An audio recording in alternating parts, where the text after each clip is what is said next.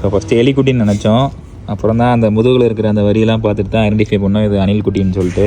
Family, so நம்ம guest ஒருத்தர் வந்திருக்காரு நம்ம கராஜுக்கு. ஸோ நானே ஆசும் அப்படியே வந்துட்டு இருந்தோம், கராஜுக்கு என்ட்ரு ஆகிட்டு இருந்தோம் அன்றைக்கி காலையில். சடனாக கீழே குட்டி ஏதோ ஒரு உயிரினம் இருக்கிற மாதிரி இருந்துச்சு. டக்குன்னு பார்த்தா அணில் குட்டி. ஸோ இது வந்து ஆக்சுவலாக நம்ம இங்கே நம்ம போர்டு வச்சுருப்போம் பார்த்தீங்களா, ஸோ அதுக்கு மேலே எக்ஸாக்டாக இந்த இடத்துல தான் கூடு கட்டி இருந்திருக்கு. ஸோ அது வந்து தவறி அப்படியே இந்த இடத்துல விழுந்துருந்துச்சு. பாவாடை குட்டி எங்கிட்டு இருந்துச்சுன்னே தெரியல, எங்கிட்டு போட்டு சொல்லுன்னு தெரியல. இல்லை ஒன்று ஒரு குட்டி தான் போட்டிருக்குமா, நிறையா இருக்கும் தானே தெரியல. எல்லாத்தையுமே நம்ம மேலே அப்படியே உள்ளே வச்சு விட்ருவோம். பார்த்து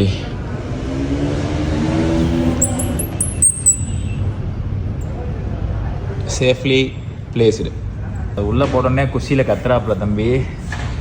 ஓகே, என்றைக்குமே உயிரினத்தை காப்பாற்ற பார்க்கணும். டக்குன்னு சுட்டு இங்கே வறு தின்றக்கூடாது.